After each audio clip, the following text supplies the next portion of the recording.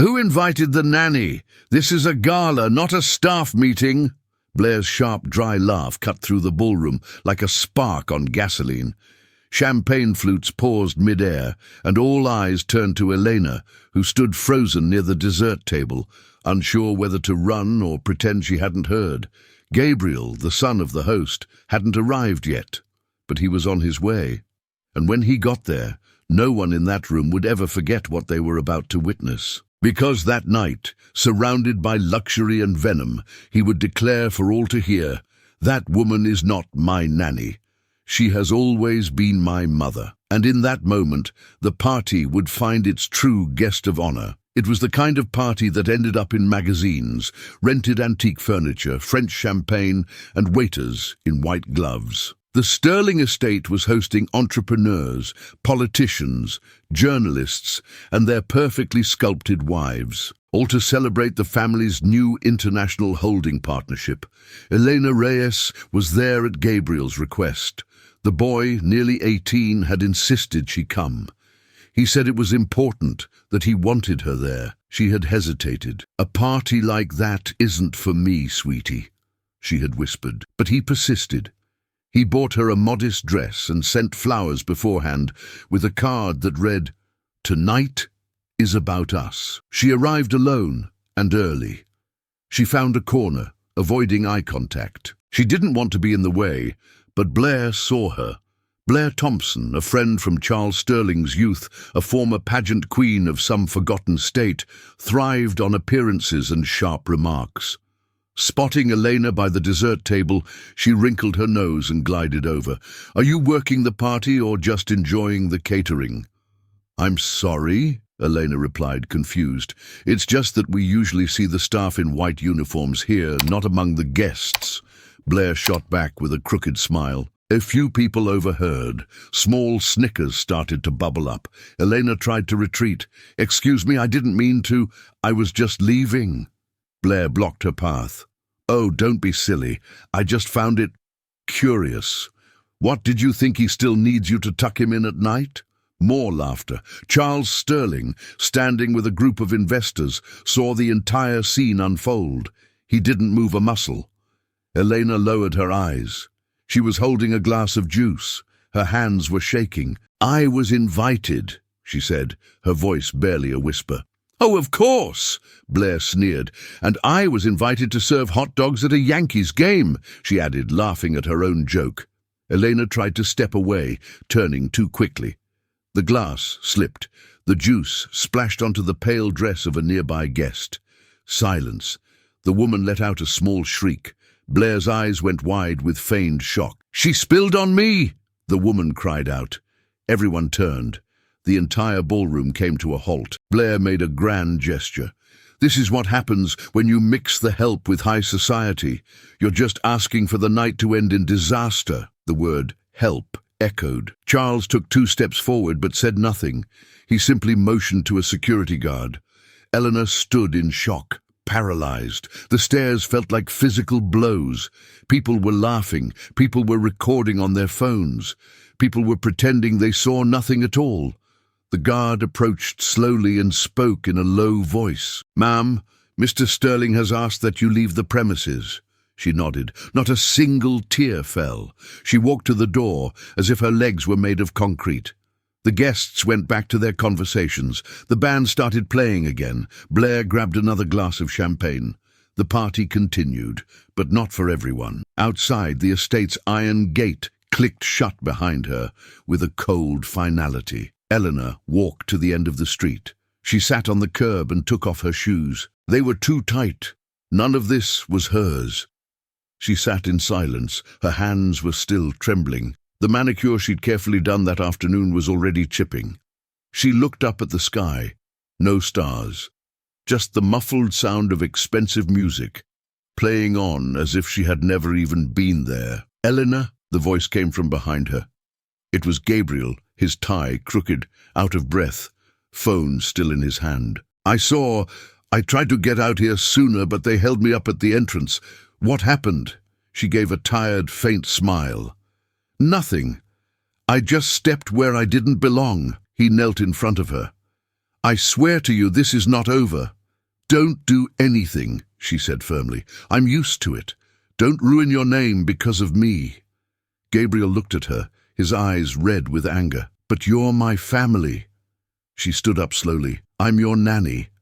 And there are people in there who will never let that change. She kissed his forehead. Then she turned her back and walked away down the sidewalk, barefoot and alone. He stood there, watching the only woman who had never abandoned him disappear into the night, as if she were nobody at all. Did that scene tie a knot in your throat too? Drop a yes in the comments if seeing Elena thrown out like that made you as angry as it made Gabriel. Let's show the world there are still people who value those who truly care for us. 12 years earlier, little Gabriel, just 5 years old, was struggling to breathe in the back seat of the car. His face was red, his mouth half open, gasping for air. Beside him, Rebecca, his mother, was in a panic, crying and yelling for the driver. He's choking. My God, my son can't breathe. It was Elena who acted. Sitting in the passenger seat, she leaped into the back, took the boy firmly in her arms, and turned his small body to the side. It's his asthma, she yelled. I warned you about this yesterday. While Rebecca trembled, Elena moved with calm precision. She clapped her palm on Gabriel's back, supported his head and checked his breathing. A loud wheeze, then silence, then a cry. The air was flowing again. The boy wrapped his arms around her neck, holding on tight. Rebecca collapsed onto the floor of the car. You saved my son's life. I don't know what to say. Elena adjusted the boy in her lap, like someone who had done this 1,000 times. He's like a son to me, too. Rebecca took her hand. You're part of our family, Elena. That sentence became their creed. That night, Elena sat with Gabriel until he fell asleep. He had one of her old blouses on his pillow. He could only sleep with her scent nearby. At school, she was the one who went to parent-teacher conferences when his parents were traveling. She was the one who took care of him when he was sick. The one who made him breakfast with smiley faces made of fruit. The one who listened to his fears, disciplined him, and then held him close. His father, traveling, his mother. She passed away when he was 9. Then it was just the two of them. Elena carried that grief for both of them. From then on, Gabriel would whisper the same thing in her ear every night before bed. You're my real mom, aren't you? She would smile. She never said yes, but she never said no either. And that was enough. The morning after the party, Gabriel woke up with his mind made up. His father was waiting for him for a quick meeting in the mansion's office.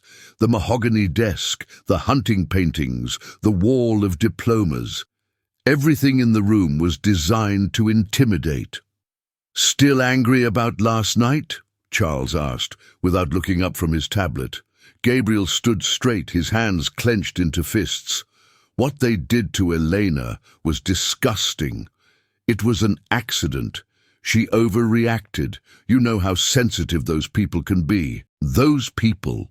You mean your friends, because she has never embarrassed you. You all did that to yourselves. Charles let out an ironic chuckle. Gabriel, you're about to be 18. It's time to grow up. She's an employee, not family.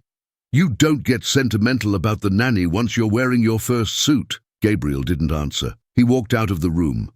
He went straight to his bedroom and locked the door. He turned on his laptop and pulled old boxes from his closet. Letters from his mother, notes, photos, a flash drive. On it were old home videos, birthday parties, vacations, candid moments. In every single one, Elena appeared holding Gabriel, taking care of him or listening to his stories. And in one recording, the oldest of all, Rebecca spoke directly to the camera. If one day I'm no longer here and someone asks who Gabriel's mother is, show them this woman. She taught me what it means to be a mother. She saved my life. She's more than family. Gabriel paused the video. He wiped his eyes. He picked up the phone and called the family's event planning agency. I want to organize my 18th birthday party, but this time I'll be choosing every single name on the guest list. And I want a moment to speak, a toast, and one more thing. He requested that a special letter be sent with a personalized invitation. You are my guest of honor, he wrote. Across town, Elena opened the envelope. She read it in silence. A full minute passed before she sat on the edge of her bed, her hand on her chest. At the bottom of the invitation in cursive, "It's time the world knew who you are." The ballroom for the new party was even grander than the last. This one was organized by Gabriel, with a guest list he had reviewed line by line. The theme was classic, but the atmosphere was tense. Elena hesitated until the very last moment. She wore a simple navy blue dress, the same one she wore to church on Sundays. Gabriel had sent a car for her. In the back seat she clutched the invitation to her chest. "I shouldn't be going," she murmured. "They're just going to laugh at me again." At the entrance, the security guard checked her name on the list and immediately stepped aside. Inside, Blair was there again. She swirled a glass of wine, speaking loudly as if nothing had ever happened. "Another one of these good intentions parties. Let's see how long it takes before they fill the room with charity cases and some spoiled heir's guilt-ridden speech," she said to a group of women. Guests glanced over as Elena walked through the room. Whispers followed her, muffled comments. But she didn't look down. She kept her head held high, as if she couldn't hear them. And if she did, she didn't react. Gabriel appeared at the top of the main staircase, now in a dark suit, no tie. He descended slowly, looking around. When he saw her, he gave a small, reassuring smile. He took the microphone, took a deep breath, and said, "Good evening. Before any music or birthday wishes, I need to say something." The room fell silent. "Many of you here know my last name. Many of you have heard of my father, our assets, the family business. But tonight I don't want to talk about what I'm inheriting. I want to talk about what I was given, freely, from the only person who never expected anything in return." He extended his hand toward her. Eleanor hesitated. Blair rolled her eyes. "No," she whispered, mostly to herself. "He wouldn't." Gabriel insisted, holding his hand out. Eleanor walked slowly toward him. The guests, who had been murmuring moments before, were now watching intently. Some, without knowing why, fell completely silent. Gabriel took her hand. "This is Elena Reyes. But to me, she's just Elena, the person who taught me how to walk, how to think, how to make the right choices, who saved my life when I was a child, who stayed with me when my mother died, who raised me while my father traveled. And tonight, I want to say what I should have said a long time ago." He looked out at the guests. "She is not just the nanny." The first crack appeared in the facade, and it was only the beginning. Gabriel released Elena's hand for a moment and walked to the center of the stage, set up for the band. He asked them to cut the music. "Before any toasts, I want to show you something. It's only 2 minutes, but it might change everything." He signaled the technician. The lights dimmed. A large screen lit up. The first image was of a child sleeping with his head in Elena's lap. Then old videos, her giving him a bath, teaching him to tie his shoes, singing him to sleep. A few people chuckled softly, touched by the images. But then the home video began. The picture was a little shaky. It showed Rebecca, Gabriel's late mother, sitting on the porch of their old house, her eyes glistening. "If one day I'm no longer here, and someone asks who Gabriel's mother is, show them this woman." The camera pans to show Elena in the background, sweeping leaves, unaware she was being filmed. "She taught me what it means to be a mother. She showed me how to love without expecting anything. She saved my life. She saved my son's life. She is more than family. She is the heart of our home." Silence. The video ended. The only sound was the hum of the projector shutting down. Gabriel picked up the microphone again, his voice steady. "She saved me. She raised me. She protected me. And she never asked for any recognition. Tonight, I'm here to say what should have been said years ago." He turned to Elena, his eyes welling up with tears. "You have always been my mother." No one breathed. Blair was holding her wine glass so tightly it was shaking. Charles, at the back of the room, tried to hide his discomfort, but his face betrayed him. Cell phones were raised, cameras were on, people were filming, people were crying. Gabriel knelt before Elena. "Forgive me for ever letting them treat you like you were invisible." She dropped to her knees, too, The two of them embraced on the floor of the ballroom. And right there, without a drop of expensive makeup or a single jewel, the center of the party had shifted. Eleanor was no longer the nanny. She was the truth no one had wanted to see. The ballroom remained silent for a few seconds after the embrace. Then a round of applause started. Faint at first, then stronger. More people rising to their feet. Real, sustained applause from people who felt ashamed for having stayed silent for so long. Gabriel stood up, pulling Eleanor with him. She was still shaking. Across the room, Blair tried to make a discreet exit, but she was stopped, not by security, but by glares. A woman grabbed her arm. "So that was the help you were mocking? The boy's mother?" Others approached, their expressions cold. "The video's already on Instagram. Good luck explaining this to your sponsors." Blair tried to argue, but the words came out jumbled, incoherent. The manager of a jewelry brand approached her. "Our contract with you is terminated. We are against all forms of discrimination, especially towards someone who represents the dignity you just trampled on." She left in a hurry, her heel catching on the carpet, for the first time without an audience. At the back of the ballroom, Charles Sterling remained motionless. He looked at his son with a mixture of pride and shame. Gabriel returned to the microphone. "I grew up surrounded by luxury, but I was missing the most essential thing: courage. Tonight, I want to do what my father never did. Give this woman the place she has always deserved." The screen lit up again, this time with the logo of a new foundation, the Millionaire'S Foundation. To nurture is to lead. I am dedicating a portion of my inheritance to create a charitable organization in her name. An organization to support women who, like Elena, raise the entire world without ever getting the credit they deserve. More applause. Some were crying, others were filming. Elena, motionless, covered her mouth with her hand, in disbelief. Gabriel extended his arm. "And she will be its director, with full autonomy." This time she did not hesitate. She walked onto the stage and stood beside him, composed, dignified. The phones captured every detail. Her name was trending in real time, and when Elena took the microphone, she said only one sentence: "Now this party has a purpose." The party had mostly cleared out when Charles Sterling appeared in the makeshift dressing room where Elena was waiting, sitting in an armchair with her shoes in her hands. Her hair, which had been pinned up, was starting to come loose. Her hands still trembled, not from fear, but from the weight of everything that had resurfaced. Charles stopped at the door. He had the same imposing presence as always, but the mask was gone.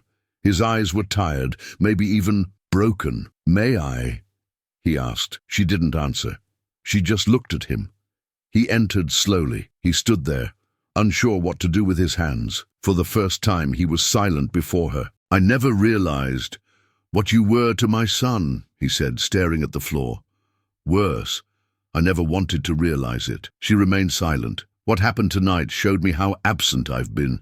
Blind, cowardly." Eleanor took a deep breath. Gabriel needed a father, not a CEO. Charles swallowed hard. His eyes were glistening, but he wouldn't let a tear fall. "Not there. Not now. I wanted to apologize, Elena. For last night, for before, for everything. I don't know if it's worth anything now." She stood up. "It is, if you mean it." He nodded slowly. "I lost my wife, I almost lost my son, and only now do I see that the only link between us was you." She didn't reply immediately. Then she said, "It's not too late to be a father, Charles, but you have to start from scratch. No pride, no audience." He managed a small smile. He was too old to start from scratch. But maybe Gabriel wasn't. Charles extended his hand. She shook it firmly, without resentment, but also without deference. From now on, he would have to earn his forgiveness. 1 year later, in the center of a once-neglected city neighborhood, a new building drew attention. A modern facade, a well-tended garden, and above the entrance, a golden plaque with bold letters: "The Millionaire'S Foundation. To nurture is to lead." Inside, Children ran through the hallways, young mothers filled out intake forms, and counselors organized workshops and support groups. In a glass-walled office overlooking the courtyard, Elena sorted through paperwork, wearing glasses now, with a badge that read Executive Director. She dressed in the same simple way, but her gaze was different. Confident, at peace. Gabriel walked in without knocking, taller, with a light beard, a relaxed smile. Ready for the ceremony. She looked at him over her glasses. I've always been ready. He offered his arm, and together they walked to the stage set up in front of the building. The press was there, neighborhood residents, former staff from the estate, and in the back Charles Sterling, standing alone, clapping slowly. Gabriel took the stage and gave a brief speech. Today, this institute isn't just a project, it's a collective apology. To all the Elenas across this country who raise us, teach us, and save us, and are almost never seen. Applause. Elena was called to the microphone. She said simply, "A mother is the one who cares." Rebecca's words, spoken 12 years ago, were now engraved on the facade, in the foundation's documents, and in the hearts of everyone there. If this story truly moved you, hit that like button. It's the best way to say thank you to all the Elenas out there. Let me know in the comments what city you're watching from. I read them all and reply whenever I can.